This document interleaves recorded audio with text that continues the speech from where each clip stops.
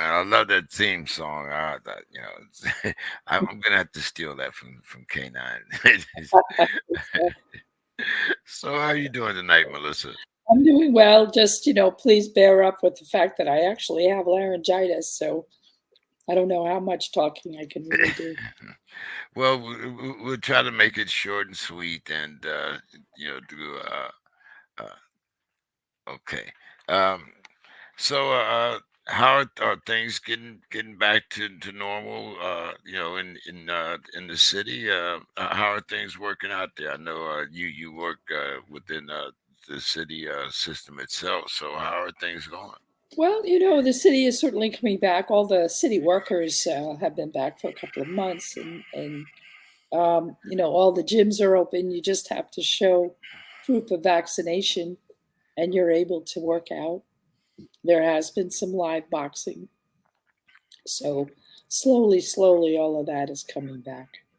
And you can spar in the gyms now. So I would say the pros in the city are a lot happier. It's certainly what I see at the gym. Now, have you seen any of the effects of the? I think it might have been today where we started letting other countries in. I think there's supposed to be about 30 countries, and I'm sure we have some boxers waiting to come in. Uh, have you heard anything? I haven't heard anything per se, but I'm sure that will have a very big impact on the cards and vice versa. I know certainly for some of the female fighters like Natasha Jonas in London, there were several issues that she ran into getting opponents. So having open traffic either way will be very helpful. In New York City, we'll start to see a lot more, tourists and everything. But certainly the boxing world will be sort of have a sigh of relief to allow fighters into upcoming bouts in Vegas and so on. Have you heard anything on the amateur scene, especially with the ladies? I Well, know there's a Golden. lot going on. Yeah, yeah. The first of all, the AIBA, the International World Men's Competition, Elite Male Competition, is just wrapping up um, in Serbia. A lot of issues with that because there were three fighters, male fighters from Kosovo, who were being denied access to the country. So a lot of political turmoil that erupted. So that happened. There's been some questions about corruption in at the Kosovo. I'm sorry, at the Worlds in terms of judging and refing. So we'll see what that's going to look like over time. And more importantly, the women's elite boxing championship was actually postponed. It was supposed to be later this year, and it has been put on hold. And the reason for that is that there were several countries around the world that have increases in the number of COVID cases, lower opportunities for vaccination, and continued issues in their ability to travel. So that was put on hold. So yeah, it's still COVID is still wreaking havoc. I would say on the local side, there's a lot of opportunity for nationals or regional opportunities for competition, but the international elites have really had are still not back to normal. Now, I I guess another thing I was going to ask you about was the Golden Gloves. Are we holding the Golden Gloves in New York this year? Well, interestingly, the Golden Gloves really don't exist anymore in New York City, but we have our New York City Metros, which are the USA Boxing Metro, which is New York City, has their own competition now. And winners of those competitions, if you'll excuse me, I got a cough for a minute. Go ahead.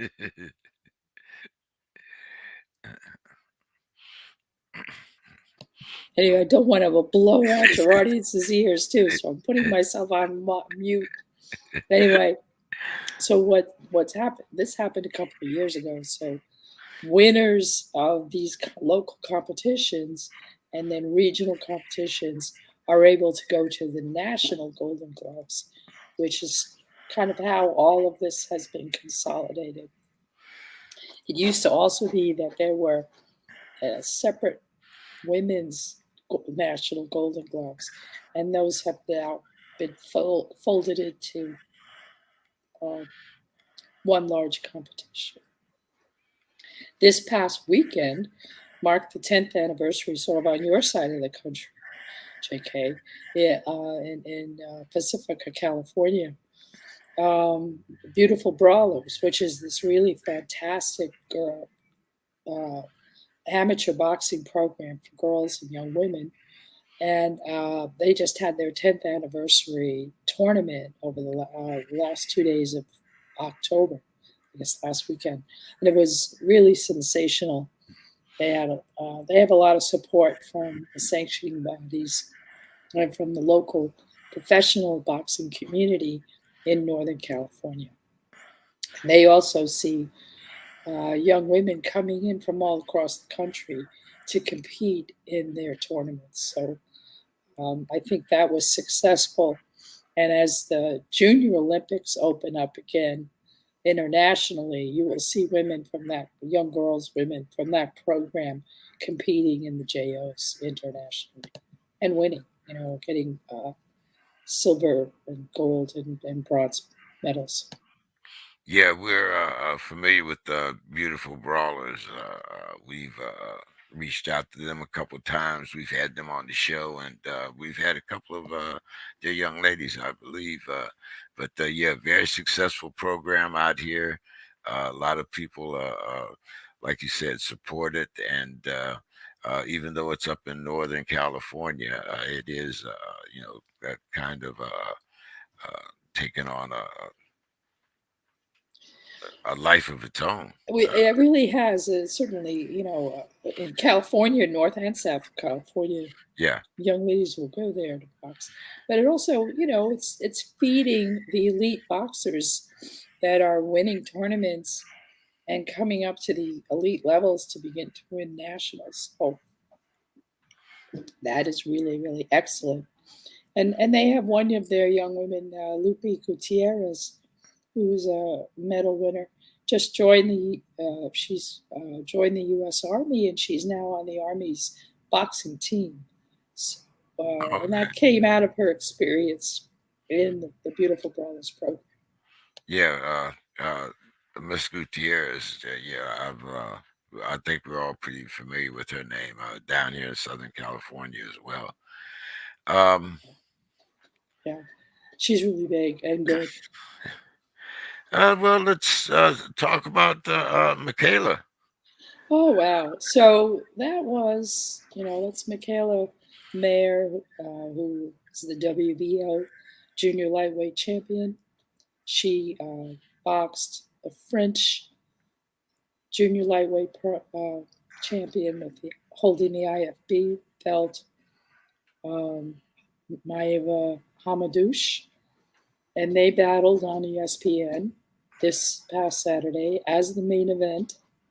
Admittedly, ESPN Plus, but it was only on their streaming service, not on their cable operations. And they fought 10 rounds of championship boxing, and it can be argued that it is a fight of the year. Gender, don't even think about gender. Just look at the boxing. It was a fight of the year candidate. Sorry, gotta swallow more. Um, but for your audience, Michaela Mayer is a former Olympian. She came out of a very successful amateur program and has really come along as a professional fighter, um, and is with Top Rank at this point. I think they're only the only woman they have, or they may have recently signed someone, but certainly she's the person they're really promoting. And Meva Hamadouche held her belt for 6 years. No, not I'm sorry, not 6 years, but she's defended it 6 times, and she's actually now being managed by Matchroom Boxing out of London under Eddie Hearn, who has a lot of women that he is now sponsoring. And it was brilliant.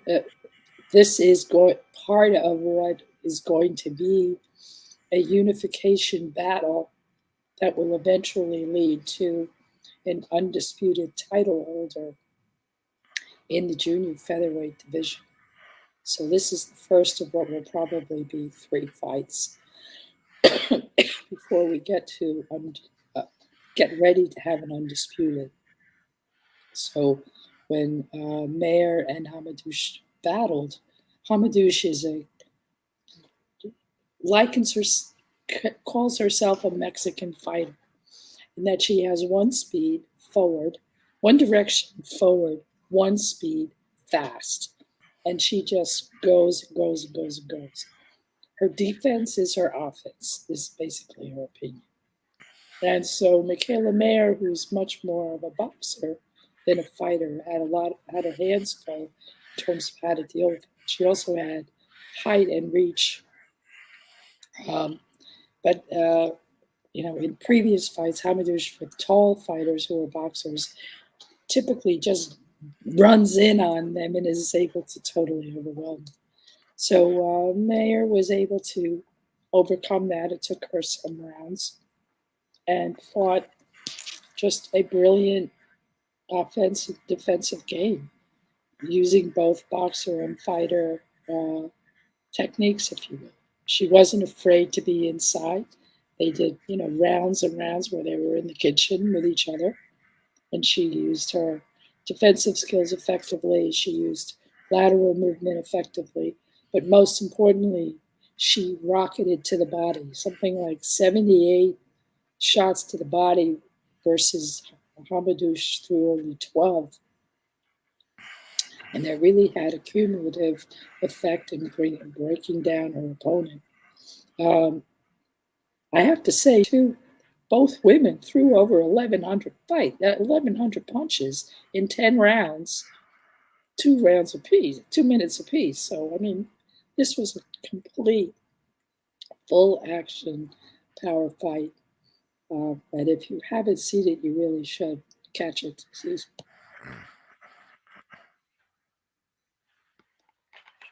You out there? So, Mayer won. The scores in Vegas were terrible. It was like 98, 92, 99, 91, and 190, which was complete, absolute insult to the work that Amadouche did. Look, it's boxing. And even Eddie Hearn said, it's boxing. And it's a pandemic of bad reffing. We have it too in London, in UK.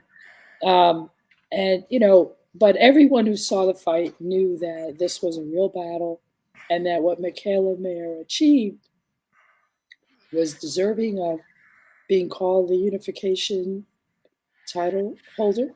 She also won the Ring Magazine inaugural belt for junior featherweight for women's division. And next, she will look to fight.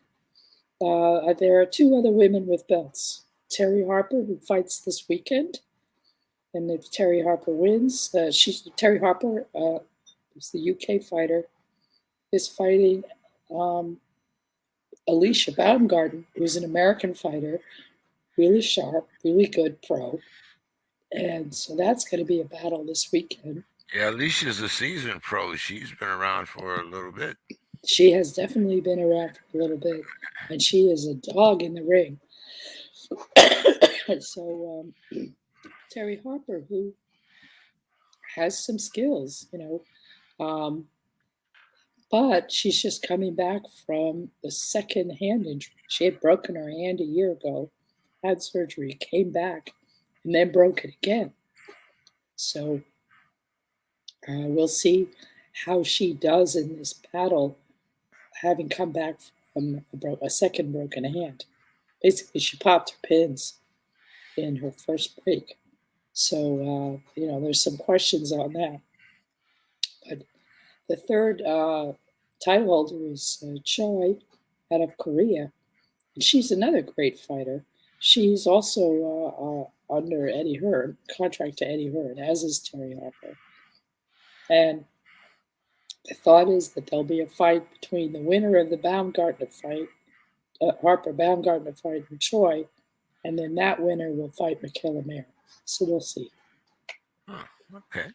Sounds like we have some very interesting things ahead of us in women's boxing. Any news from Conestoga or the Women's Boxing Hall of Fame this year? Yeah, so women's, right now it's on track to have 3 years in one, which will be extraordinary. So 20, 21, and 22. In fact, I just got my tickets, so I'm real excited because I've never been. And we should be getting announcements on the class of 22 in December, so just in a few weeks. So that's also very exciting. And I think, yeah, so right now the plan is to have a live event, and there'll be boxing as well uh, at that weekend up in Canastota. Just not sure who'll be fighting. Oh, okay. But All the right. plan is to have boxing as well that Uh, weekend. now, a couple of controversial things that, I'm kind of concerned about, and that's Clarissa Shields. First of all, she got knocked down the first time that she's ever been knocked down in her career. I realize that this is, MMA, but she's also lost a bout, uh, which I think, you know, first of all, well, let me ask you your opinion. I'm thinking that she should stick to boxing and come out of this MMA thing. Um, not only for what she means to boxing itself as an undefeated gold medal winner uh, prior to these MMA setbacks, but also for her brand. What's your thoughts on that? I tend to agree.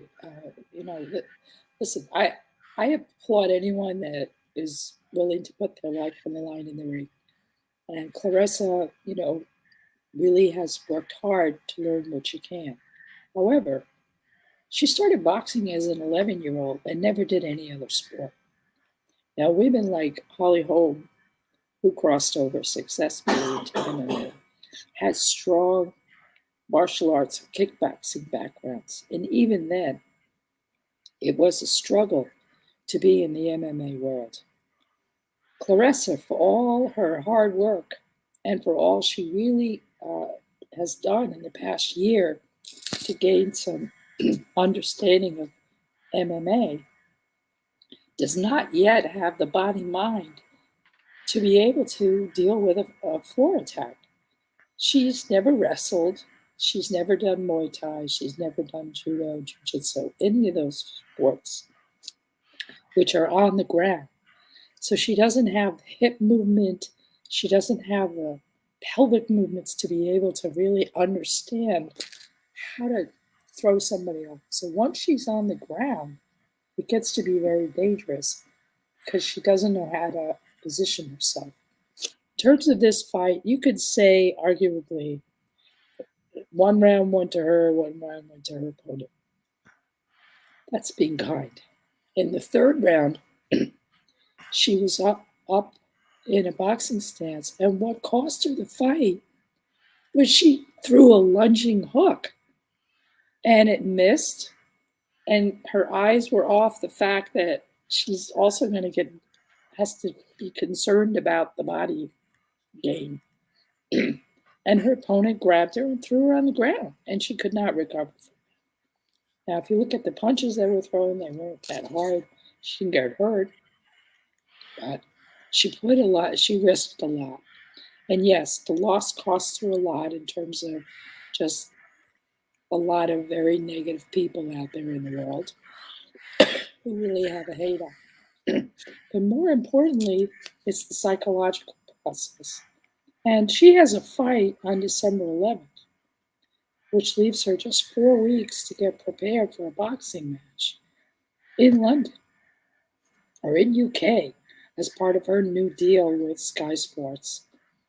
So that puts, to me, that put a tremendous amount of pressure on her because she has to win this fight. And she's got to kind of unwind in her mind the loss. What, and somebody who always wins dealing with a loss, even if it's another sport, and you can have all the brilliant psychology in the world, but it costs something. So as part of her what she's doing now, getting ready for her next fight, she's got to put all that behind her, and that's a lot to have to do. So yeah, I agree. I think at this level, she does not have the professional chops to really compete professionally in MMA successfully. Um, she's a great boxer, and that should be her focus. Although I understand why she went into it because of the issues she was having in the United States of getting a payday.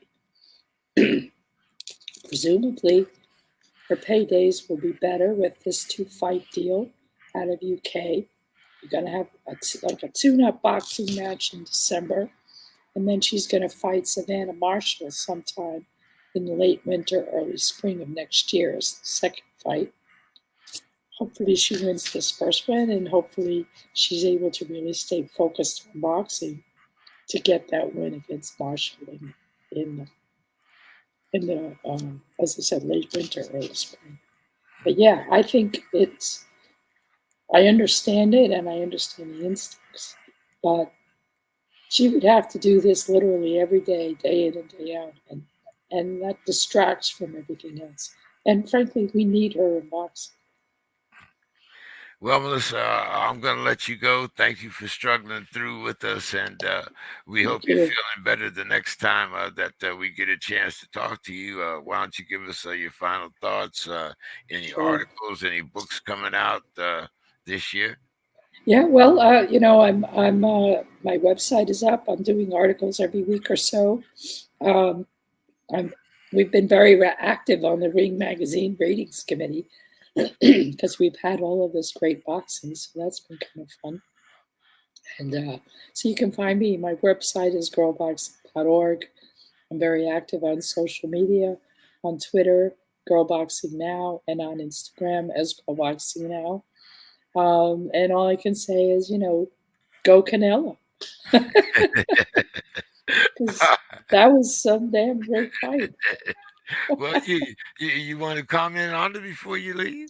I'll only just say that um, he fought a brilliant fight, and Plant did his best, and Plant using that little shoulder roll action, trying to say, hey, really, no, you're not in the ring with me, you're in the ring with Mayweather. It didn't work. Canelo was Canelo. It took him 11 rounds. That's fine. He was just great. I was really so impressed with his capacity. And I got to say, Plant boxed well. He's got stuff to learn, but he acquitted himself.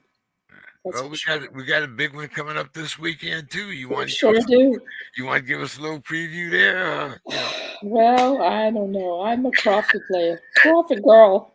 We'll see. All right. Well, I like my man Sean in there, and I know. I, Sean is good.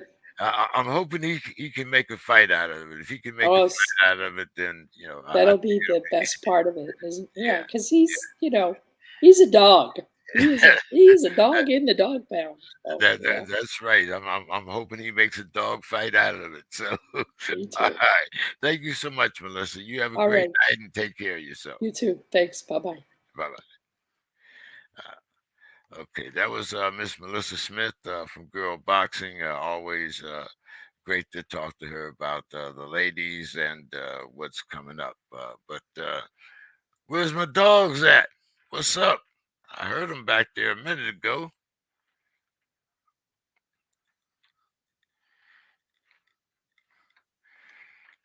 see if we got some people here over in the chat room. Hey, Vinny, what's going on, Vinny? See you there. And El Gapo, what's up? Casanova. Okay, I see. I see. Um, hopefully, K9 will be in a minute. We are going to have Pat Russell on tonight. Uh, K9 and Pat and Jack Reese all go back quite a ways. Jack Reese and Pat are doing a great job out here training the future referees and some of the modern referees. As a matter of fact, the referee, Mr. Moore, that was in the ring for the Canelo bout, was a student of the school of Jack Reese and Mr. Uh, Pat Russell. Um, there's my man's in there. Yeah, What's up, big fella? what's going on? What's happening there? What, Oh man, I'm chilling. what's Like, that? You forgot you forgot to wash your lip there. What's happening? it might have been some pasta. Was it pasta? No, I'm just kidding you about the stash. Okay, okay. I know, boy. Hey, I'm good though, man. You all right? Hey, I'm 3 weeks in a row. My Steelers done did it, man. So I'm still Oh wearing. man, Hey, rub it in, I, rub it in. The I Lions ain't did it 6 weeks in a row. and we playing y'all next week. Oh wow, we gonna win our first game then. Oh my goodness. Uh, now you still got 100 push-ups out there. I Oh, want. hold on. No, you owe me 100 push-ups. How are you 100 push-ups? You didn't take that bet. I did. I No, said bet. no, no, no, no, no, no, no. I want you to go back and do it. What's that little sound you do? Yeah. Yeah, you gotta go. Yeah, you Because said the fight was gonna huh? end in 6 rounds, I and you said said that's what I said, but you didn't yes. say that it wasn't going go in more. The I bet said it was was going longer than that. I said bet. I said take that. well. All right, I tell you what I do. I'm gonna give you the benefit of the doubt, but I'm We gonna go even back. now. Then we But even. hold now, I'm gonna go back and rewind the dog Okay. now. All right. Now now don't let me have to do like they do them senators and them people on YouTube. The, K9, let me go. But anyway, Yeah. yeah. But yeah, so but I'm willing to put 100 push-ups on my Steelers against your line. Woo. Heck, you know you gotta. We gotta. Yo, man, they ain't won not one game. Wait, hold on now. You the one that opened up the show talking about, well, I guess we'll get our first win. So I mean that was all cap. That was. Hey, man, we might go winless again. I- I'm hoping, I'm sincerely hoping, just if for nothing else, that for the sake of my Thursday show, that y'all don't go 0-17. Man, I'm hoping to.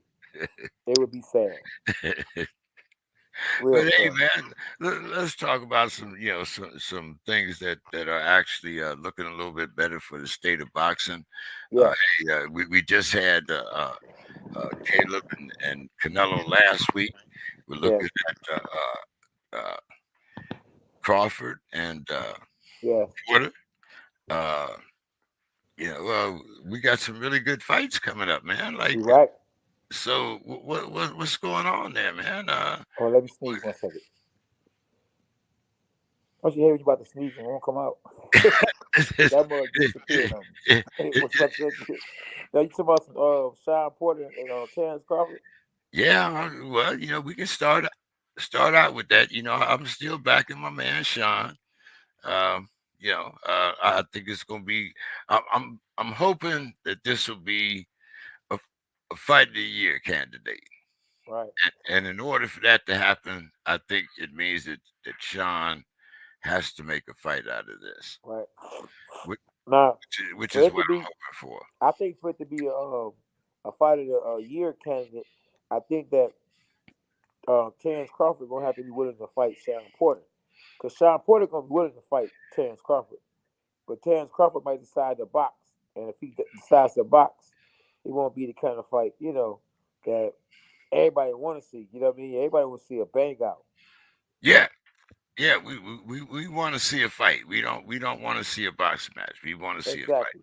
But I think that when it gets down to the get down, I think that Sean Porter is going. I mean, Terrence Crawford is gonna bang eventually. He ain't gonna have no choice because Sean Porter gonna be on him like a K9 sweatshirt. He gonna be on him, so he gonna have to fight him. And you can run, but you can't hide. I'll find you. So Sean Porter got enough experience to get on the inside. Now, has anybody heard or know what size that ring is? No, I mean, shoot, I know Terrence Crawford the A side, so it'll be probably in favor of him. so, so that means we're gonna have a large ring. Yeah, I would think that. But I mean, Al Heyman putting up the money probably, so we might have a small ring. So I think it's gonna be in the middle. Um, I'm looking And at some of these other. I'm looking at some of these things that we have coming up. hey, Uh, Vinny owe me 100 push-ups. Vinny came on tonight and said he was starting his push-ups. He should be in the comments. Go back in the comments, and Okay, Vinny Vinny okay. Vinny left you a message. Well, He he was was supposed to he's send it to me on video. I had I had one guy send me the push-ups on video. Ah, okay. I see what I'm gonna have to do now. See, I'm gonna have to start making you bring them out to me on video. There you go. There you Okay. go. I got All one guy that did it on video. Maybe I have to send it to SB. SB, let me send it to you. right. Yeah, hold on. Let me see. Hold on. Now, Eh, what do you think about this Munguia against Gabriel Rosado? You know, Rosado's a bad man. yeah, that's true. Uh, good chin, good SB. skills, um, and they're fighting middleweight. Yeah. But what do you see in What? this one? Do you see? I mean, Right. to me, this could be an upset because Gabe is, it's not like Gabe is not a name, SB.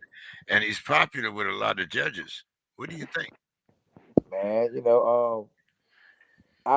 shoot, Rosado always make for good fan friendly fights. So I mean, come on, man, it's gonna be a good fight regardless, because he gonna make for a good fan friendly fight. And one thing about it too, he a bleeder, so you go to see in that blood, you're gonna be looking at the fight and like, oh man, the man was bleeding like he in UFC. So so it's gonna be a fan friendly fight. Both guys go they don't back up. So both guys are gonna be going straight forward. It's gonna be two pit bulls in the ring fighting. So I think it's gonna be a great fight. But at the end of the day, I just think that the champ is too young, a little too strong for Rosado. Rosado, he did good in getting this fight. You know what I mean? But he know how to get to the big fight. He don't know how to win the big fight. Yeah, he definitely knows how to get to the big fights. That's definitely he's been able to do that. Um, Now, we are also talking about some. Let's see, Telefimo is going to be fighting uh, on at the end of the month, and what's going on up there in Michigan, man? I was talking to Melissa. And we were talking about, how the Golden Gloves in New York has kind of morphed into something else, but they qualify for the Nationals. I've been seeing a lot of Golden Gloves news on. What's going on in the amateurs up there in Michigan? Oh yeah, I got uh three and a possible four fighters that's fighting this weekend. Then I got three and a possible four fighters fighting the week after that. Then I got three and a possible four fighters fighting the week after that. So I got, Team K9, boy, we rolling. We had fights on top of fights on top of fights. We ready, you know what I'm saying? We about to put that work in. I was actually trying to get my son, a fight in the USA qualifiers. But man, do you know that they are backed up? Like if you ain't registered the first day or the first week, it's a waiting line. You know what I mean? It's Oh like they well, I giving out mean, welfare cheese. the, You gotta get in well, line. well, that Hey, would make sense because everybody is trying to get back on. I mean, we've been out of the groove for almost a year now, so yeah, everybody's trying to get back in and get those bouts and yeah, get their name back out there and whatnot. exactly. So, Yeah, you only got a couple more years before it's time to start all over and we got to do these Olympics all over again and yep, get so a lot of these young guys have missed a yeah, year's worth of opportunities. So they're young managers and fathers and everything. Like you, they want to get their back in the ring and see what's right. going on, measure them up against the best.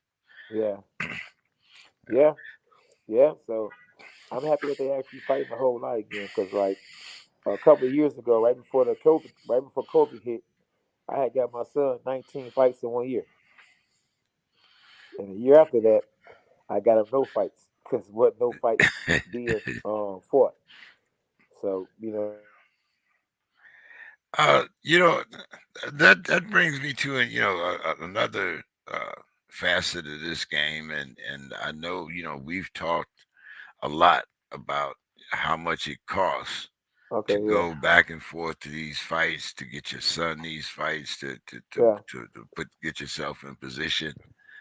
How is I mean, without a year in which a lot of boxing and things on the peripheral like training and that have actually I'm assuming that you're just now getting your business back up to speed to where it was pre-COVID. So how hard has it been to keep your boxing programs going along when you haven't had access to all of the resources that you normally have? I mean, usually what five to go to just five or six tournaments is costing a few grand. Well, more than a few grand. Let's say a couple of tens of grand. When you talk about the time and the expenses of taking your son back and forth. How have you been able to come through that, man? Oh yeah. So like, that's one thing. If it's a plus that he not fighting all the time, I can save money. Right. So it's a good, it's a bad. The good is I can save money. The bad is he don't get the experience that he can really use because you get better fighting. You don't just get better. You can get better, but you don't just get better just sparring. You can get better. You don't get better just by hitting pads. You can get better, but you don't just get better by jump roping and shadow boxing and just being in the gym. You actually get better by fighting. And you can do all of that you do in the gym. If you don't fight, it don't mean nothing because you're not going to be able to go to the next step or the next level. So just as well as you in the gym and you training, you got to fight. Go out there and be a gym fighter ain't nothing. I know a lot of gym fighters in the gym, they'll beat the brakes off for you. But when the lights come on, they don't show up. You know what I'm saying? So you want to do what you do in the gym, what you do in a fight. So if you do good in the gym, do good in a fight. Nine times out of ten, though, if you do bad in the gym, you're gonna do bad in the fight. I just think about it. Mike Tyson got knocked down right before he fought Buster Douglas. So, like I say, you want to do good in the gym going into a fight. Um, I think who else he not got knocked down by? I think he got knocked down by who was that he got knocked down by? I can't remember the guy, but he got knocked down going into the fight. A lot of fighters that got knocked down. I think Anthony Joshua got knocked down going into his fight. If you don't look good going into your fight, you probably should cancel the fight. Unfortunately, but unfortunately, cats be lying to us they got COVID. you know, you well, if getting knocked down is COVID, then you got COVID. 'Cause they be lying, boy. They be capping like a mud. It's like, so it is what it is. A lot of people think that Dylan White didn't have COVID. You know what I mean? He found out there was opportunity that he could get a fight with Tyson Fury next, so he pulled out the fight with Oda Wilder. Oda Wilder is Demetrius Leader's fighter. He was about to get ready to fight against Dylan White. Now, right before that, I think it was either Eddie Hearn or Frank Warren said if it was up to me, I wouldn't be fighting no Odin Wilder because Odin Wilder is dangerous. Don't forget now, he gave Tyson Fury all he had and some. A lot of people think that, you know what I mean, that was the hardest fight that Tyson Fury had up to date. Go look at that fight. Man, he was giving it to Tyson Fury. So, he a threat to anybody he get in the ring with. So I don't even know why Dylan White was gonna take that fight in the first place. But hey, Dylan White has the experience. And he probably would have got the W, but why take that chance when you right in line for a world championship with Tyson Fury? You best trying to go out there and lose. The money is Um, what do you think about this? Okay, I get him. Now, which Paul is this? This is the other Paul. yeah. Uh, Fighting. What do you think about this new matchup? This is not Jake. Is this Jake that's fighting Fury?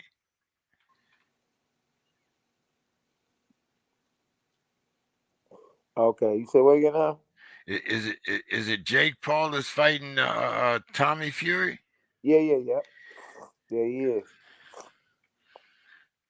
I see somebody said, K9, is it true you rejected the contract from Golden Boy after you KO Spinks? No, I didn't reject it. I just didn't sign the contract right away. Now, I waited, you know what I mean, because I wanted to get some things together or to see who I was going to sign with as far as the manager because the contract with me and Emmanuel Stewart was up. So I waited to see, whether I was going to sign back with him or not. And we didn't get the contract signed and sealed and delivered. So then that's when I signed with Golden Boy. After I was promised that I would get the Canelo fight, and I did get the Canelo fight. So I kind of got played. Oh, I know. Oh my bad. I know it's okay. SB just told me I never did sign with him. I ain't know we ain't never signed with him. Oh, they had a 2-fight option on me. How?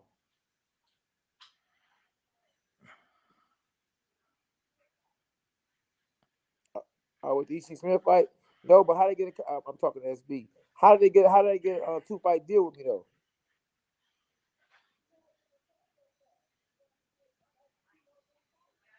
Yeah, but I'm saying if I didn't sign with them, how did they get an option?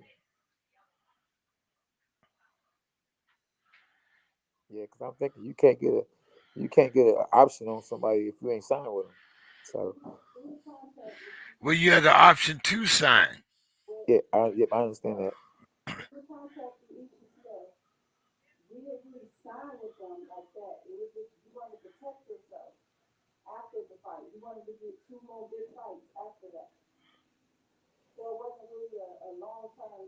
So I did sign with them then, because if they gave me a fight, if I was supposed to fight nothing, it was a signed contract with them as far as the fight. Because if when I fought for Ishe Smith, I signed the fight to fight Ishe Smith, so it had to be a contract that I signed, you know, with them, but not with them. But I guess I don't know. I can't remember. SB can tell you. Oh, okay. I signed a bout agreement.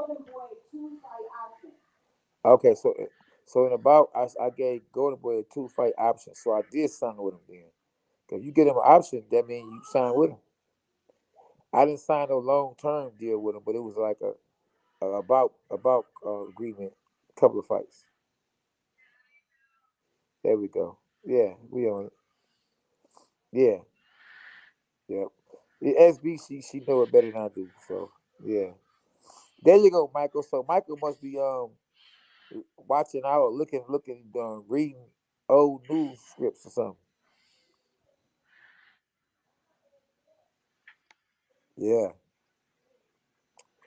Oh man, but I tell you this though, every promoter I signed with did me wrong. I Oh can't think of man. no promoter that I signed with that did do me wrong. Let me see. One Punch. Hold on, no. Wait, was that One Punch? Yeah, One Punch. I love him, but well, that was a manager. Let me see. Um, Oh man. first round production.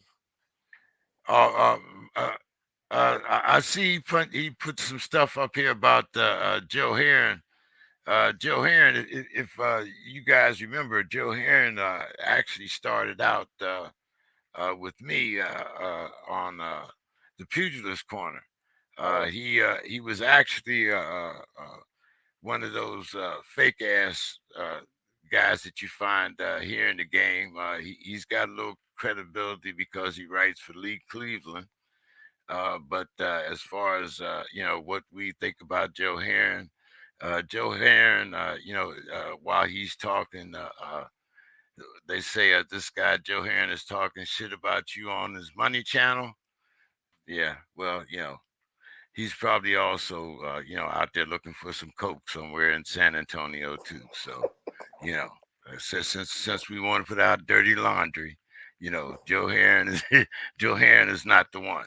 So while all these people might be on these little yin yang, yeah, Joe Heron is definitely one of those monetary guys, and at 74 years old, I would call him a coward and call him out in the ring. So glove don't up, put punk. don't put Joe Heron nowhere near the dog pound. And like I said, he could take his little fake ass writing back to San Antonio, and anytime he thinks he has a problem with me, I'm going to settle for it in the ring. So Ooh, let's that's go. the way that go. There So you go. yeah, I said that. Yeah, Yeah, me, I said that. At let's go, 74 champ. years old, I said that. So There you yeah, go. bring Joe Heron's punk ass on out. You know, so don't Let's get me go. started. Shots Don't fired. don't Blah, get me blah. started. No, no, that's cannon fired, not Ooh, shots. That's cannon fired. You that's know. cannon fire, boy. Yeah, yeah. So yeah, yeah. He's saying you contributed to Manny's death. He also sounded like, yeah, that's exactly what he is. So yeah, take anything that Joe Heron says with a grain of salt. And anytime he wants to come on the show, we'll invite him on the show. Let him bring those accusations on the show. Right. Since he got so much Exactly. to say, he got my number. Right. There you go. Yeah, no, Wow. don't bring that bullshit to my show. I'm sorry, K9. Oh But no, yeah. Hey you man, sometimes you gotta let it out. shit. It's like passing gas. Well, if you hold it, boy, you must try to do it on yourself. Yeah, well, you know, Yeah. It's a dirty game. Boy it's oh dirt. boy. What do The you man, know? the man has no integrity. So They were taking take that with a grain of salt. man. Canelo, man, listen, I told you Canelo was gonna whoop that boy. And I thought it was Bro, gonna be no, in the we 11th we round. we we all knew that Canelo was Yeah, gonna yeah, win the yeah. I can fight. see. It was Yeah, just a matter of when and how. Now, I will give Plant a lot of credit Yeah. because I did not think that he would last 11 Okay. rounds. Yeah. Um, as I said, he's a very slick boxer. Yeah. And he knew some of the tricks, Yeah. as Melissa said before. He tried the shoulder roll and he tried all Yeah. that. Thanks, Michael. But he just couldn't. He just didn't have the strength to keep Canelo up off of him. Yeah. And I think maybe if if he took Canelo 11 rounds, we might want to rethink about whether or not we're gonna still call Canelo the GOAT. you know, I'm still thinking that there's a couple guys that there's a couple guys out there that are Yeah. Much better love, Michael. Much love. that are better, but they don't have the money making skills. Like you say, Canelo got that country behind him. Yeah. Yes, indeed. He's fought Floyd. He's learned a Yeah. lot from Floyd. So Yeah. and he now knows what it's like to pick and choose. So Canelo, Exactly. he has become the complete fighter. I Yeah. don't know whether he's become the best pound per pound fighter, but he And he a has become. businessman. He the best businessman in Oh, boxing. most definitely, he's definitely the best businessman in boxing, no doubt. You, you know, Man, yeah. So that boy, he got $350 million from the zone. see, hey, and he learned how to be a businessman. See, look, Plant used the Canelo shoulder roll as a defense, but Canelo fighting method was able to see. And not only that, but like I said, Canelo was the bigger man. He threw the harder punches. Yeah. And overall, he did fight the more complete fight. Now, another thing that I will give Plant credit for is that I don't know whether a lot of people call it sportsmanship or whatever, but after the fight, he was able to say he gave it his best, and he came up short, and he did he gave the fans all that they asked for. That's it. That's all I can say. Yeah. Who talking about? You talking about Canelo or Plant or both guys? Well, both guys, but especially Plant. Like I said, because we all knew, we all knew who was going to win the fight. Yeah. We Yeah. just Yeah. we just didn't know at that particular point. But That's true. just the fact that he carried Canelo, that he was able to fight with Canelo for 11 rounds, to me showed That's a true. whole lot. And he was talking to Canelo a little bit. Yeah, He was he kind of making a was. sparring session. Am I pretty good for 21-0? Like Canelo wasn't falling for that. Like, boy, I'm gonna catch up with you. I'm gonna knock your head off. Yeah, this ain't no sparring session, bro. That let me know right there when he was talking to him. He was really trying to get into a sparring session because the pressure was getting to him. So he started trying to talk to him and hoping the guy is stop his attack and talk back. But Canelo just kept putting the pressure on him. No, no, because yeah, but in the sixth round, I did think that Canelo. I thought that for a minute, my prediction was going to come true, because in the sixth round he rocked him a little bit,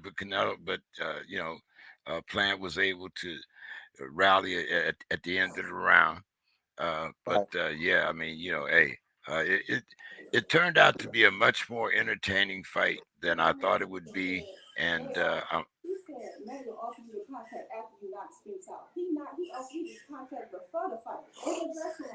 So you listen to him?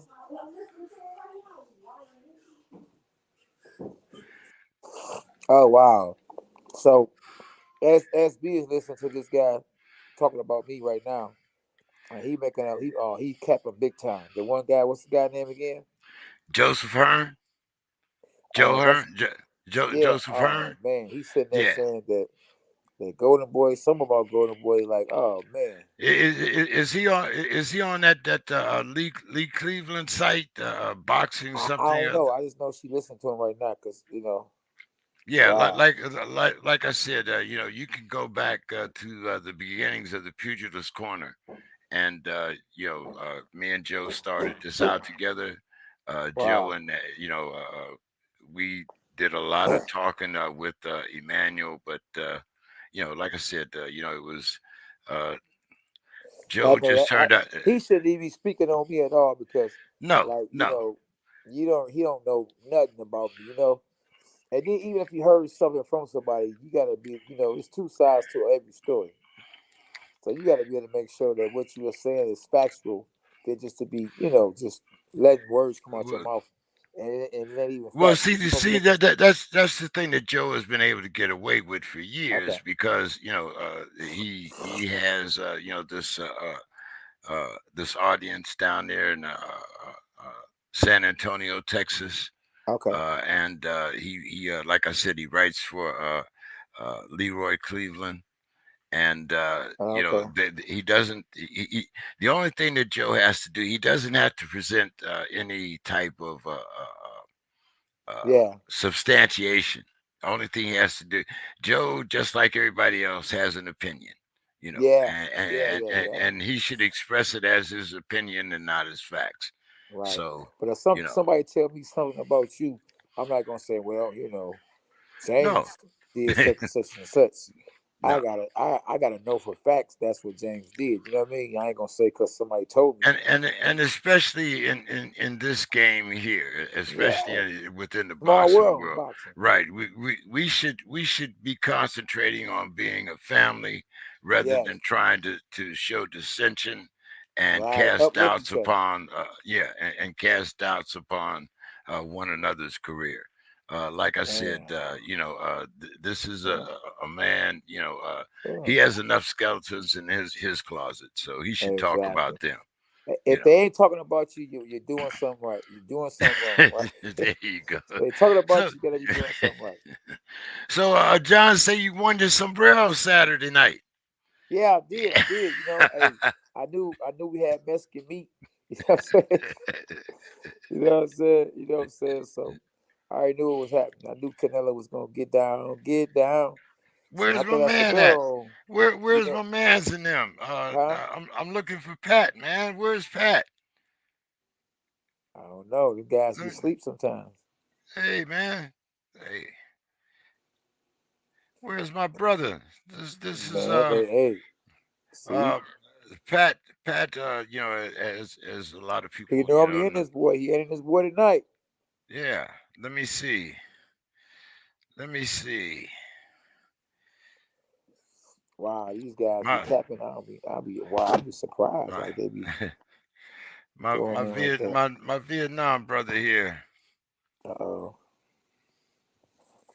I disappeared, came back, y'all. Wow, it's a dirty guy. Still can't believe the guys are still talking about me to this day. Man, only if they knew. I be having so much stuff to be going on, JK. I can't, you know what I'm saying? Because, I can't really expose Cat. Sombrero was gold Saturday night.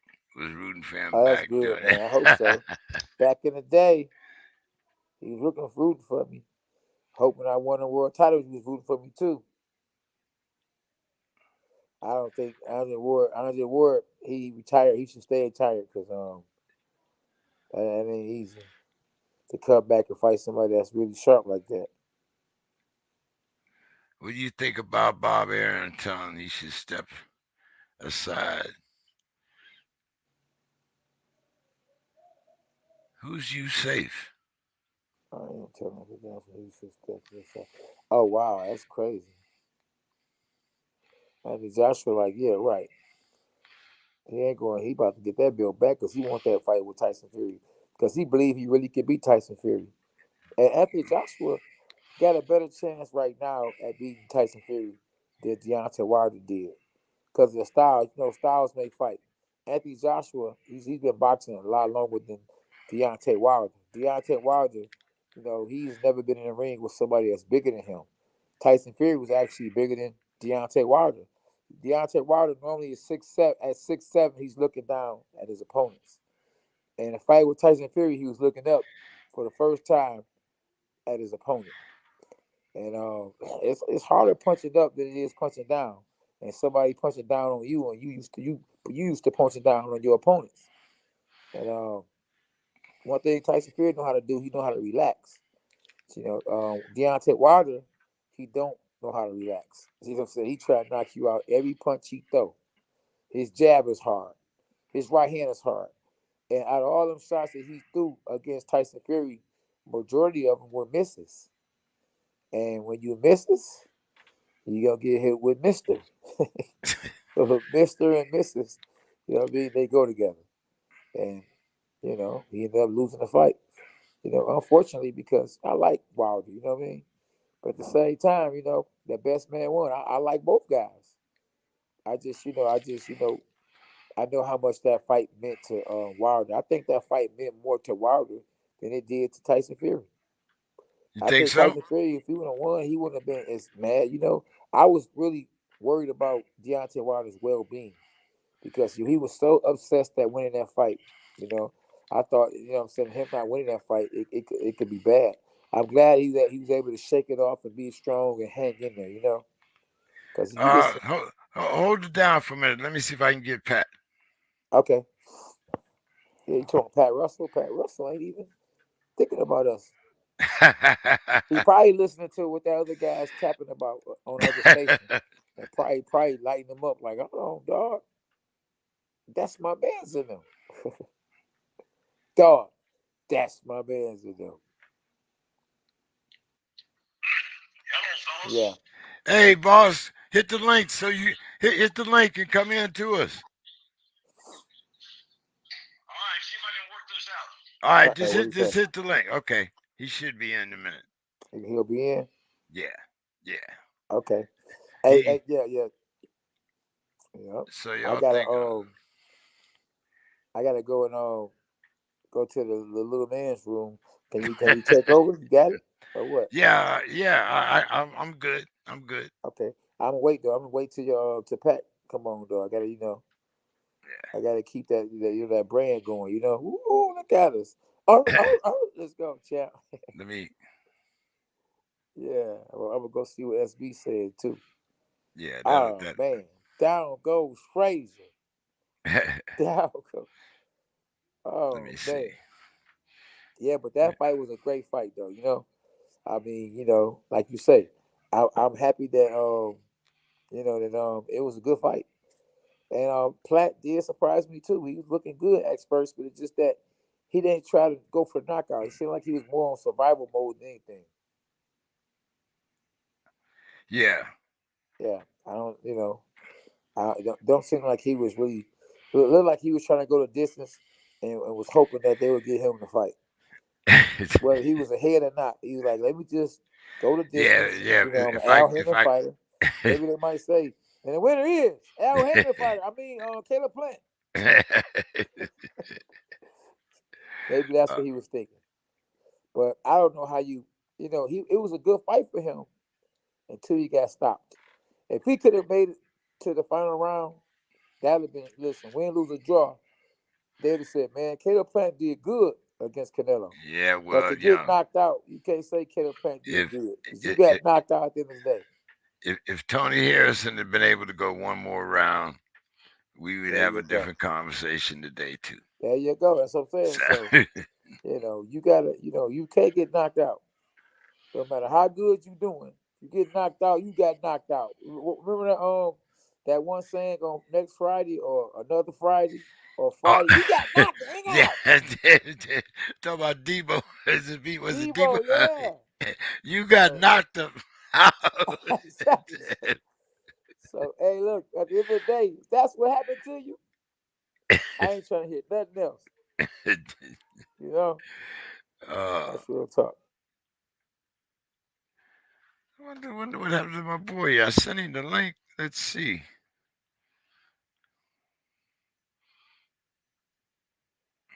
Hmm. That mug said this caused by unstable internet connection. Yeah. I don't know, man. Pat Russell, Oh no. Usually gets corrected. Who? I was trying to see what was on here. Oh. Uh,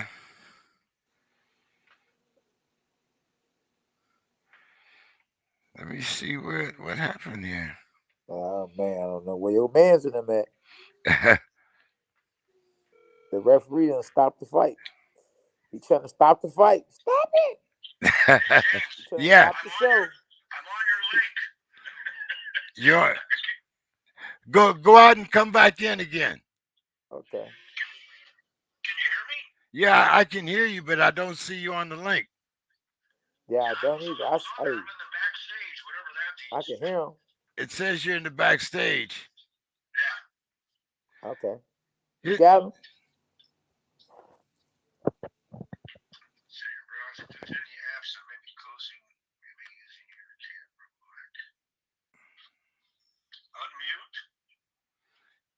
SB, do you see him? Ask SB if she sees him.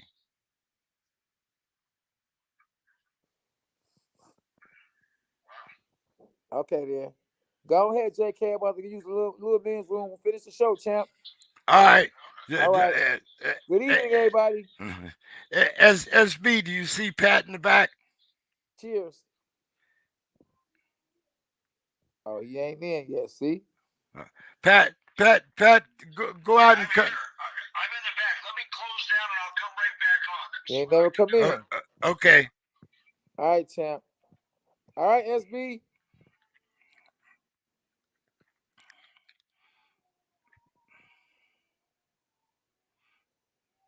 Okay. All right, champ. All right. Let me resend this to Pat. Maybe that's what I have to do. Cancel. Okay. So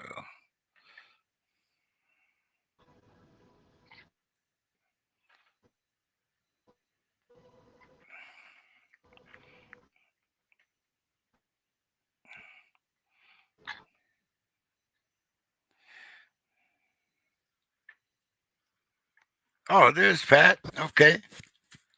Can you hear me, Pat?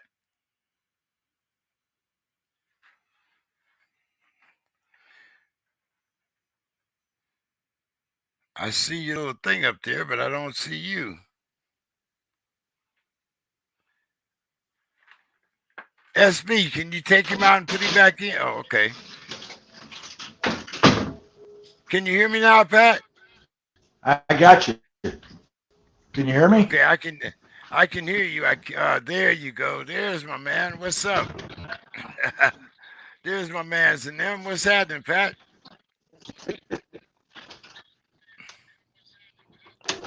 How are you doing, Airborne? What's going on with you? Oh man, hey, I'm doing great, man. Another day Can above you hear me ground. now? I'm doing. Yes, sir. We can hear you. How's everything going? Can you hear me? It's going great. And before we get started on anything else, a respectful, yeah, can you hear me? I can hear you very clearly. How about me? Oh, you're good. Can you? Okay. I just wanted to wish you and all those veterans out there that serve this country a very respectful Veterans Day. People say Happy Veterans Day, but I'm not even sure what happy means. I I respect the service. I respect the veteran, and however you celebrate that, just know that we celebrate with you and thank you for being there for this country. I Uh, respect that. Thank you so much, Pat. And as you know, it's a mutual thing. We were both over there serving our country, and we respect each other as warriors, as well as people within this boxing community. So have to say a big thank you. But Pat, you've been doing some great things with the referees out here and the whole boxing commissions out here in California. Why don't you tell us some of the great things that have been going on? one of your students was well, I don't know whether you guys call them students or not, but one of the guys that I know you're very familiar with, that was Mr. Russell Moore, that just did this fight with Canelo and Plant.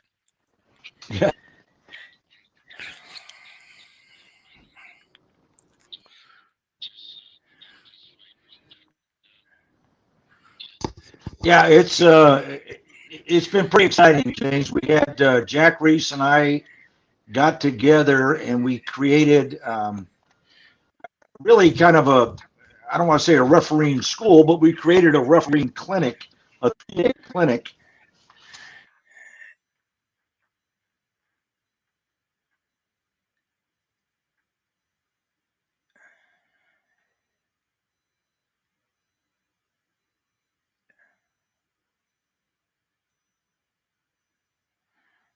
Hope you got me, James. I'm back again. I don't know. There you. Technology is going to kill me. Believe me. That's it. Just sucks. And anyhow, we created a thing called Soul Arbiter, which is on how to officiate the toughest game around. And we had our very first one in September. We had 35 participants, and we made it empirical evidence on what to do when these situations take place. And several of the people that participate, I don't want to say students, but several of the folks that participated have been doing very high profile fights and have been doing very well with that, of which they attribute the fact that they went to the seminar. So, and the real reason we're doing this is, I'm pretty long on the tooth. Certainly my refereeing days have been gone for about, I don't know, several years now.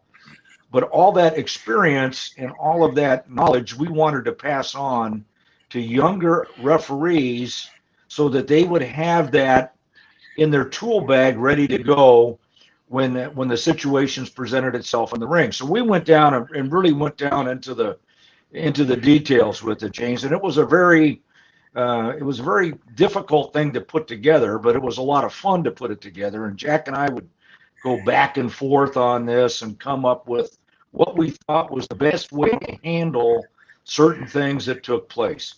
And we presented that to them in terms of evidence and let them make the judgments. And we got a lot of great feedback from it. We really did. And I think it's just the way it should be, is that if we can sit there and tell people, look, this is what concussive behavior looks like, and this is why you need to intervene immediately when you see kinds of things. Here's how you handle weird and odd and bizarre situations. And if they can do that based upon the fact that they're with other officials and they can see the value of it, then the sport does better for this, and which is what we want. And that's what we did. So it was fun. So when are you going to hold one for judges? You know, it's kind of interesting. We're kind of working that out right now.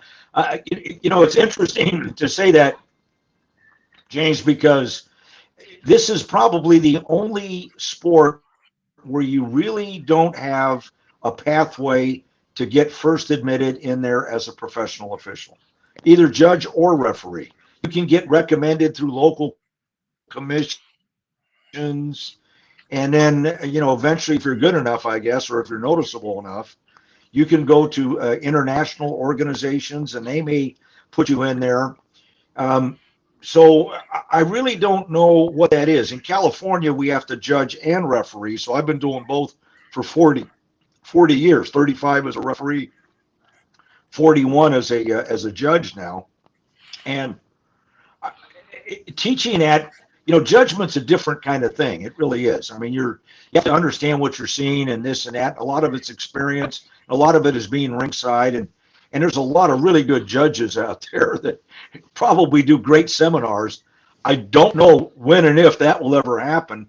And frankly, we got our hands full just trying to deal with the most difficult officiating, which is refereeing. I'll be honest with you. That's, I don't want to say it's more difficult, but it's certainly at a different level of intensity than just judging and stuff. But I would love to do a judges seminar too. It'd be kind of fun. Well, I think the referee, I think, is for the fighter's safety. The judging, I think, is more for the integrity of the game. Yeah, that's true. And and I think the referee, if you've got the right philosophy, which is the one thing that we put out, that the referee is going to do a lot of things that to make us all understand how he or she is allowing that fight to come to its natural conclusion, whether it's a knockout, points, winning by points, winning on a split decision, winning a lopsided fight, whatever that outcome is. That was a natural conclusion of that fight. And that's what that referee does. Jack compares it, I think, legitimately to an orchestra leader. You've got the brass section, the woodwind section, and the timpani section, and when you blend it all together, it comes out as music. But up until then, it's just different sections doing different things. But you're right, judging is the integrity of the game. My personal opinion is that people, we as fans have a tendency to look at things emotionally, where a judge cannot allow him or herself to look at things emotionally. They've got to be professional at all times. They've got to evaluate what they see in front of them. And and the second half of that, I think, is that they need to be able to explain that so that we all understand the methodology that brought them to that judgment. And that's right. If you don't have the integrity of judging, you're going to lose boxing fans, etc. You really are. Having Yeah, that said that, let me just add this. Let me add the fact that in today's society, it's different than it was when I first started in the business and you and I first got into this business. And before you even get out of the ring, before those scores are even announced, there are people that are already on instant communication devices, whatever that social media venue they use is, or platform they use, and the criticism is already started. We complain about somebody else's judgment by instantly judging that they were incorrect. Is what the social media does. And part of that is that we are now giving credibility to a judgment on a judgment from somebody that may or may not even have any qualifications to do that. And that's an issue that I see as a real problem. I really do. well, that I think that's a problem that we've always had when it comes to judging, because there's no standardized procedure to become a judge. A governor can appoint you a judge, like you say. I mean, there are various ways that you can become a judge, and I think that that's also something, just like we standardize refereeing in our sport. I think that there should be a strict pathway I to be a agree. judge. Just like you make that transition from second lieutenant to first lieutenant to captain.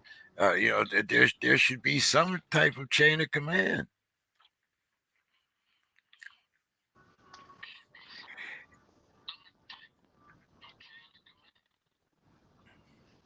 I agree wholeheartedly, and I would really like to see that as a whole process that continues, so that we know that when this referee gets in, even if it's a 4 round fight in some place that maybe doesn't have a lot of fights, that referee had to meet certain requirements of competency before they could get into the ring.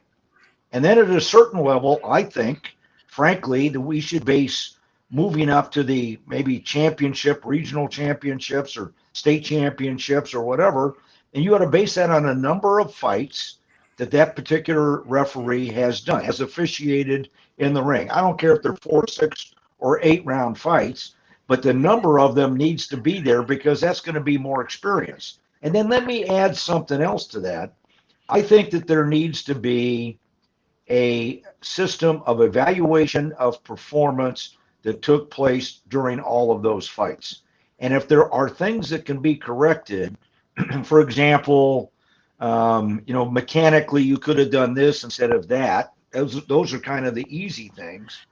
Then I think that you can make an instant critique on that, and you can tell during the evaluation that referee can adjust their performance to meet the standard that you've just told them about. And that's the normal way it would work in any business. But the problem is we're unregulated. The problem is that we don't even have a national commission that sets basic standards. The closest we come is the Association of Boxing Commissions, and they put on seminars, and they're good seminars. And they do them mostly when there's a gathering of boxing folks, which is usually at conventions. And they put out the materials designed to keep that judge or referee in compliance the with the teachings of the ABC. But on the baseline, is the best place to get the job done? And then that's the real question. And I don't know. I really don't.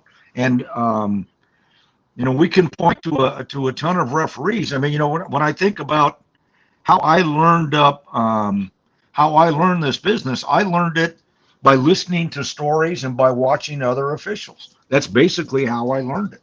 There wasn't a school for me to go to. There wasn't material for me to read outside of the athletic commission material stuff that they gave you for these are the rules and regulations. But that was how I learned, and it was effective. But it took me, I mean, it was 10 years before I did a title fight. I was 10 years in the business before I did a title fight. And I look back on it and say, thank goodness. Maybe I needed an extra year to get another good title fight. But that's how you learned. You learned slowly, incrementally, and I think that we can do better than that, frankly. I really do. Well, thanks to guys like you and Jack that have been instrumental in training referees out here in California. You've been instrumental in your influence over the California boxing commission, and you guys do a wonderful job out here. But I got to ask you. I mean, is there some way that we can come to a national type of um, set of a standardized type of rules and regulations? Well, I think we have the ABC in place, Airborne, and I think those regulations are great, and they have a committee that meets and decides what the rules should be, et cetera. And I think building on that, and they've got a pretty they've got a good group of folks with the ABC now. They got California, Connecticut, New York, Florida, Texas. They've got a lot of people that have got some real dogs in the fight, and they're doing good stuff. I think I'm hopeful that there will be something like that. What I'm hopeful is for the young person especially, because there are people out there that love this game and would love to be a boxing referee. And you can do that on the amateur side, but at the end of the day, it's the amateur side. And you can learn a lot of things in terms of ring movement and how to do things, etc. But to become a professional, you need to learn how to become a professional referee when it's really kind of a different philosophy about what goes on in that ring. And I'm hopeful that we can do it. I've got my fingers crossed that maybe Jack and I can make some inroads into that in the next year or two, just kind of, with some good aggressive leadership at the ABC level. Maybe it'll happen there. I don't know. I wish I could tell you that, yeah, everything's cooked up and ready to go, but that's just not true. But the fact is this, and I think we need to be very clear about that. The industry wants competent, intelligent, with the officials with the right philosophy so that boxing can continue to go forward. If we fail to get that, we will lose the audience we will lose credibility, and the game will be lost. And that's the truth of it. That really is. Yes, it is, and it's right now. We're just coming back from the COVID pandemic. Things are starting to pick back up on both coasts, and I'm looking forward to having some great action, both here in California and Vegas. Speaking of that action, let's give me a little preview of this Terrence Crawford Porter fight coming up there, Mr. Judge. Yeah. Well, You knew I what was I going to can throw tell that you, one at you. you know, yeah, sure. There's always a, it's like life, James. There's always a left hook coming that you're not going to see. Yeah, you bet. Let me just say this. I, I always divide myself into two things. As a professional, if I'm scoring the fight, I have a completely blank mind and I just sit there and somebody's going to win and somebody's going to lose in that round. But as a fan, I'm like any fan. I'm just excited about the fact that we've got two of the best fighters in the world having a showdown in what 2 weeks. I guess the 20th is when the event goes down, Yes, sir. and it will be a barn burner. I mean, you've got two of the most skilled boxers and punchers and intelligent young men. I mean, if you listen to Sean talk when he's doing a broadcast, and if you listen to what Terrence Crawford really says and the way he approaches his training and his ability, these are master professionals. And two master professionals are going to have a bout that's going to be pleasing to everybody on every level. My personal opinion is, wow, I think that they're going to be hard pressed on some of those rounds to really come up with a very clear and decisive winner at the end of it, because it's going to be that good a fight and that tactical a fight. I'm really looking forward to it. We've had some tremendous fights so far this year. I mean, just outstanding fights.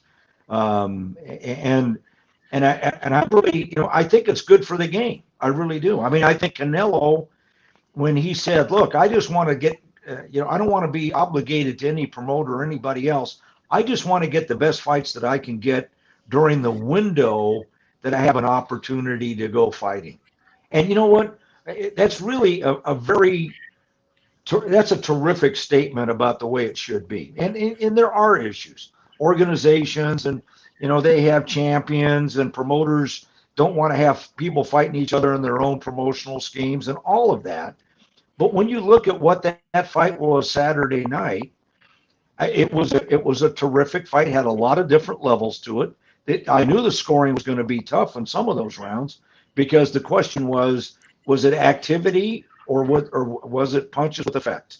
Was it the quantity and the boxing ability that kept Canelo from doing certain things, or was it his truly effective punches when he hit that kid that carried the day? And you're going to have that kind of question back and forth, and that's exactly what it is. But it kept us engrossed in what was going on and watching the fight develop. And because of some really good boxing refereeing, going to its natural conclusion. And when he got knocked down the first time, that referee, Russell Mora, an excellent referee, said, "You know what? This is a world championship fight. I'm going to let that kid go out into deeper waters and see if he can work his way out of it." And then Canelo saw his opening and he closed the deal. Beautifully done, wonderfully seen, and we got to be the witness to that, and that's great stuff. I would expect that the potentially, well, not even potentially, this could be the fight of the year between Mr. Crawford and Mr. Porter. And no matter what happens, I can guarantee you I'm going to be stuck in my seat, glued, watching that fight. I I absolutely.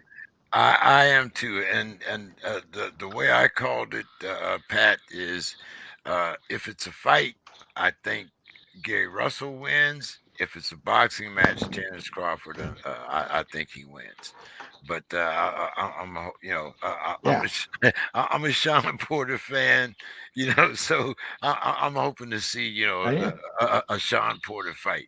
That's what I want to see, and to see how Clarence reacts to that adversity, because I think that Sean is definitely one of his toughest opponents yet. Uh, I'm definitely looking forward to it, just like you are. Oh yeah. Yeah. And kudos to both of them to be having this fight when they're really at probably the peak of their careers. This Right. isn't this isn't them somebody on the downslide and well he's lost a step or two, maybe I can work him over now. These are two guys that and depending upon the fight, this could be one of those triage fights, where they have three of them, and we're so excited to see the next one because the last one was such a good prelude to what possibly could happen. That's a potential here. That really is a potential. uh, I'm looking forward to it. and Pat, I know you have a kind of limited amount of time here, but I can't let you go without talking about the Tyson Fury Deontay Wilder fight. What an excellent fight, and what a really, in some ways, a redemption for Mr. Deontay Wilder. There's not a person that observed that fight or knows about that fight that can't walk away and say that Deontay Wilder is a courageous man and a courageous fighter, because he Fury had an answer for him each and every round. But to his credit, um, Deontay Wilder never quit. He continued to press his game. It didn't work out for him that night, and he went down like a warrior on his shield. And we got a legitimate um, experience, and we also got to look into that man's soul and see that he was a courageous man. And I think it was absolutely a redemptive moment for Mr. Wilder. No matter all the stuff he said before and all the criticism he took because of what he said or didn't say, whatever, none of that can take away from what he did that night for all of us on display in that ring. And to his credit, that's a terrific thing. Tyson Fury just may be one of those fighters that has his number. Maybe he knows exactly the way to work him. He ran a very excellent technical fight, and these are enormous men. I mean, they must be. God, there's got to be what close to 500 pounds of, and over 6'7" men in the ring. My God, these guys are behemoths. But they gave us all of our money's worth on that fight. And again, one of the guys that went to the Soul Arbiter crowd was the referee on that one too.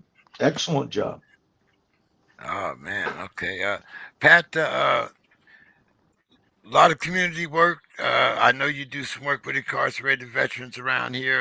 Anything going on down there in downtown?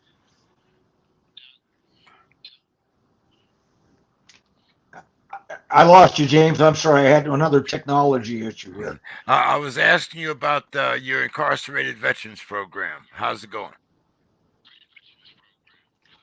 Oh, still great. It's still great. In fact, we had a graduation last week, and I hope we videotaped it because one thing about these young men and women that end up because of the war having a few problems that gets them in trouble with the law, and but basically they're not criminally oriented individuals. They're just kids that made a mistake, and when they get out of this and they get treatment and they understand what happened to them, they are so grateful and they are so honest when they talk about what they are and what they're doing. And we had a graduation last Friday, and I want to tell you, I wish America could have seen that, because you would have been so proud of these young men and women and the courage they show to sit there and say, you know what, this behavior is not making it. I got to change it, and to change it and to listen to them tell what that meant in their lives. Just wonderful. It's just wonderful, and I'll never quit. Either you believe in service or you don't believe in service. And I'm a better human being because I get to serve in some capacity other human beings, and that's the way I look at it. It's the way it should be. It's the way, frankly, America used to be, and I'm hopeful that maybe we didn't lose our way. Maybe we just took a little pause before we recommitted to that kind of philosophy. Well, you have a much brighter outlook than I do, my friend. So yeah, maybe it's just the airborne in me. I don't know. You know. Well, I would tell every one of your I would tell every one of your listeners and stuff that I'd recommend that they do what you and I are going to do. When are you and I going to get together at the chicken pie shop and have ourselves a good pie and a cup of coffee and a good long conversation? Oh man, hey, Thursday. I'm open to Thursday. I'm open to next week. You just let me know. Just hit me up. I would say tomorrow, but I'm going to get my third my booster shot tomorrow, and I will Good for be you. I'll be over at the VA for most of the morning. Going to get some new specs. Heading out to Las Vegas on the 27th. So new specs, fresh shot, and I'm heading out on the road there, Pat, seeing what's going on, man. Ready to do a little more recon. Well, again, a respectful Veterans Day. Right. And to all those folks listening on here, I'll be with you on this weekend because it'll be another good fight. Jaime Mugia's fighting this week, and he's always fun to watch. Yeah. But boy, on the Yes. 20th, I'll be glued to that set along with all the rest of them, and we'll have a great time. Thank you for having me, James. It's always a pleasure to be here. And it was K9 on today. Yeah, K9 was on. K9, I had to check out real quick, but I promise I'll get him on the next time you're here, Pat. uh, All right, hey, brother. I'll talk to you later. Thank you for having me. all right. You have a great night, Pat. Talk to you soon. Bye bye. Yeah. That was the my good friend, Mr. Pat Russell. Yeah, Vietnam. Couple of tours of Vietnam together. Not in the same unit, but uh, same country, same type of uh, service. So thank everyone for listening tonight. We'd like to thank Miss Melissa Smith for coming on and talking with us, and of course my good friend Pat Russell. Uh, hey K9, uh, glad to go back out and listen to that replay. But hey, uh, we will definitely be talking next Tuesday. Looking forward to having our audience back. Thank you, Mr. Sandoval. Uh, didn't know that you were right down here in what, Chula Vista, somewhere close. Uh, hey, get in touch with me, man. Hit me up either on Facebook or one of those, and maybe we can have lunch or coffee or something and talk a little boxing. So have a good night, everyone. We'll talk to you next week right here on the Dog Pound. See you later.